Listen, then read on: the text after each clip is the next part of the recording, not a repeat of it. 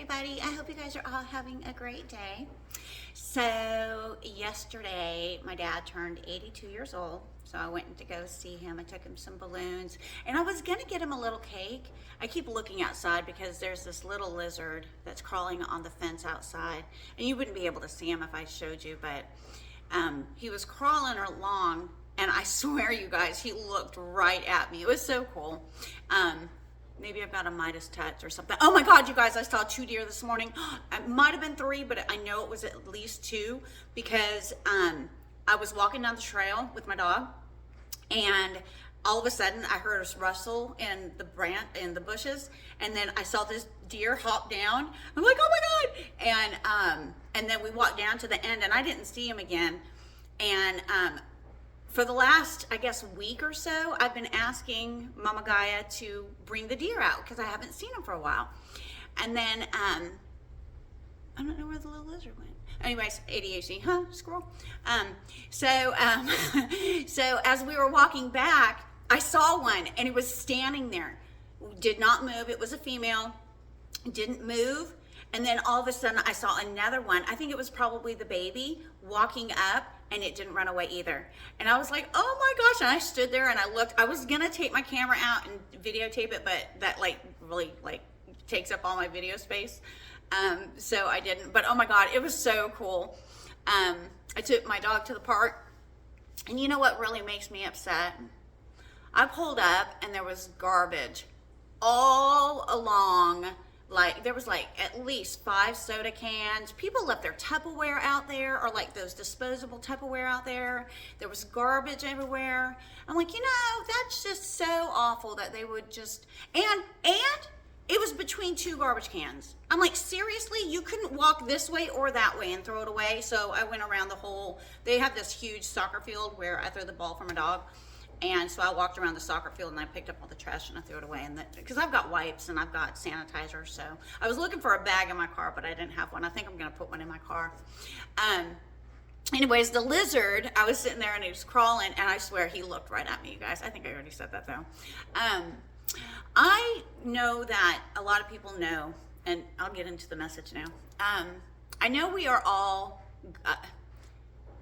well, let me back up. Did you know that we are at war? And I'm not talking about the war in the Middle East.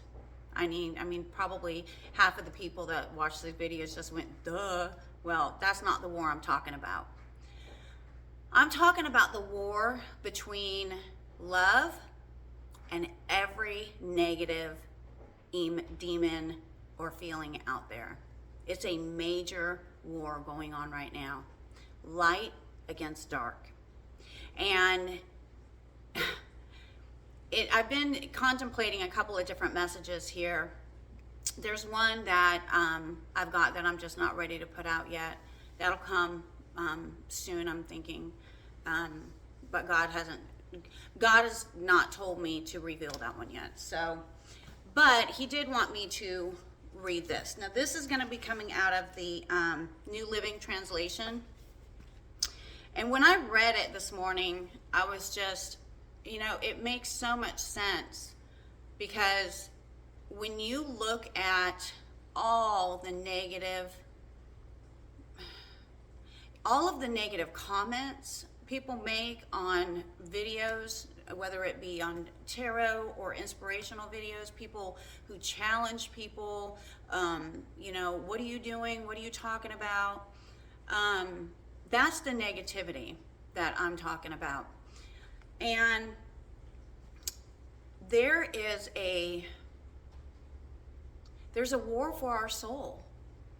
Bottom line, there's a war for our soul. And a lot of people and I was one of them well, not really. I didn't always have as much love as I have now. I was, pretty harsh, and, at times, let me kind of back up a little bit. When I was working for the builders that I worked for, I was under a lot of pressure. I was told that I'm only as good as the last loan that I've done, and the hours that I put in helped the builder. Unfortunately, what they forgot to tell me was how much of my life I would be giving up to the companies that I work for. I lost time with my children. I lost a lot. And any company that is going to work you to the bone doesn't give a rat's behind about you, period. They don't. Because if they really did, then their top 3 goals in life would be God, family, and then employment, period. So when you have your employer telling you, well, you need to do it for the company, what's the company doing for you? Okay? But there's a lot of anxiety that I carried with me, because I'll be honest with you, the reason I loved my job so much is because I gave people hope. I gave people hope that a lot of them didn't have. And I loved it. I absolutely loved helping people. I loved being able to work solutions out that got them into our home, into their home. I say our home, but I meant their home.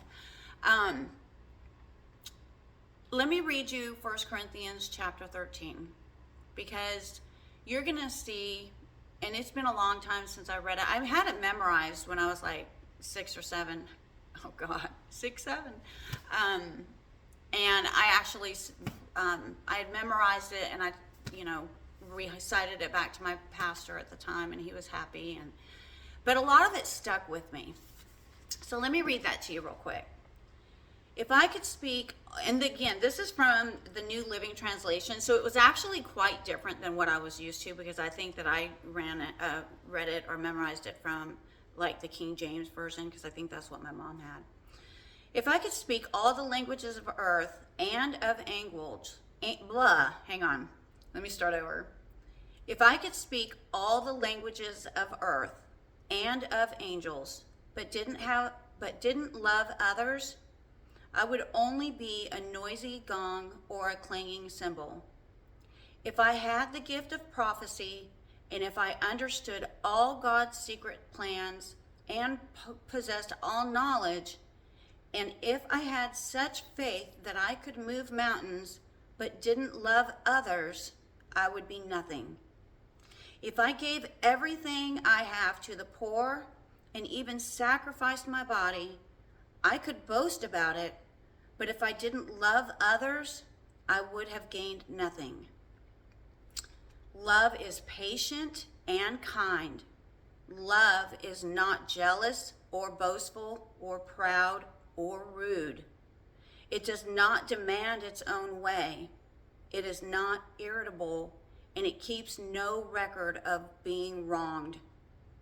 It does not rejoice in injustice, but rejoices whenever the truth wins out.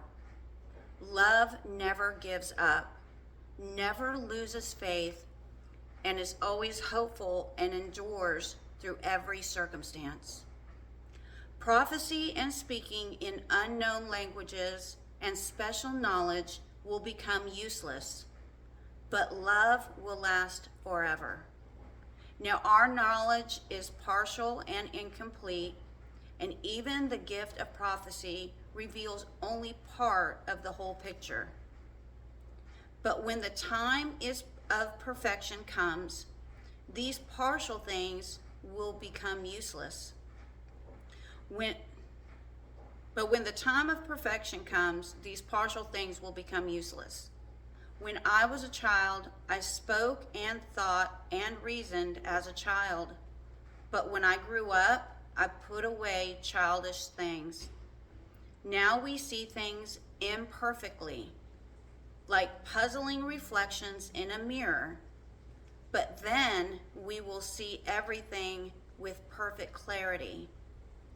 All I know now is partial and incomplete, but then I will know everything completely, just as God now knows me completely.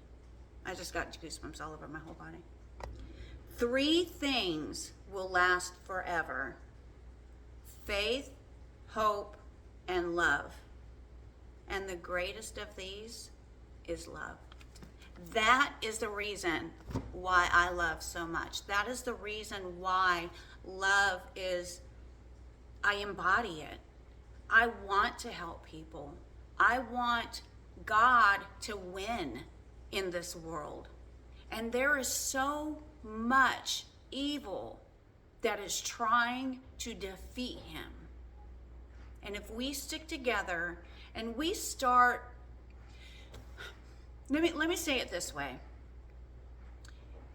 If we want karma to come to the people who have hurt us, then we're no different than them, because we're wishing harm upon them.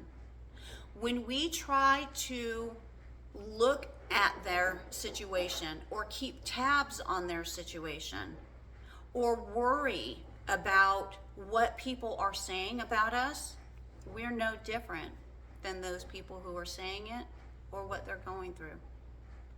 The reason I don't care what people say about me is because I don't pay it any attention. Because those people who talk about me don't know me and definitely do not know God. Because if they knew God like I know God, they wouldn't do it. They wouldn't be able to do it. God embodies us, but the demons, the principalities, try to smother his light within us. And when you can put away from being proud of the good things that you're doing, you let God win. When you can do something for somebody and not go run off and tell everybody else that you've done it, you're letting God win. When you can look somebody in the face who has hurt you and realize that they hurt you because they are hurt, God wins. When you can walk away from a situation, wish no ill will on somebody, not give it any attention, and let God handle that situation, God wins. These are all situations that most people, and I'm telling you what, I've met a lot of people in my life, especially doing mortgage loans. I've met a lot of people in my life, thousands, and a lot of them have excuses, have tried to justify their willingness to be horrible or cruel or speak ill about somebody else. And the only thing that they have done is allowed the darkness to win. And we can't let it. We have got to start embodying love more than any other feeling, to be quite honest. When we curse, and I'm just realizing this, but when we curse and say bad words, we're letting the darkness win and control our mouth. I don't want the darkness controlling my mouth. He did it for a long time. I used to, put it like this, when my son was 2, he said the F word at daycare. I mean, come on, I'm not perfect. I told you guys that. But I changed it, and then I would say, damn it, and I stopped doing that too. Sorry. There's no reason for it. Because when you're cursing, you're lowering your vibration. Anyways, I'll get off that topic. I know that there's a lot of people out there that curse, and I'm not slamming you. I'm not putting you down. Please know that. What I'm saying, though, is if Jesus Christ was standing in front of your face, you wouldn't say it. Period. And that's how we should be living our lives. God is everywhere. He is all around us. But the reason why we don't think that way is because Jesus died on the cross. He died over 2,000 years ago. So when we sit there and we say, well, Jesus died for my sins, well, that's not entirely true. He died to show you that you can rise above fear.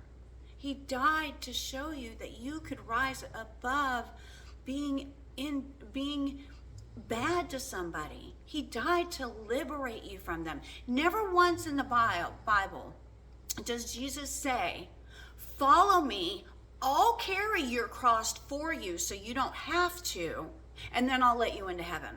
He would let everybody into heaven. I mean, come on, let's get real. What are we going to give back to him? What are we going to show him that we are doing for God in order for him to free us from our sin? Because that's what it's about, is being freed from the darkness that controls us. Not worrying about getting somebody back. Not worrying about whether somebody else is doing better. But staying in that perfect vibration of love, that's what brings everything about. Anyways, please like and subscribe. And if you'd like to donate to the channel, there is a link in the description. Have a great day, you guys. Bye.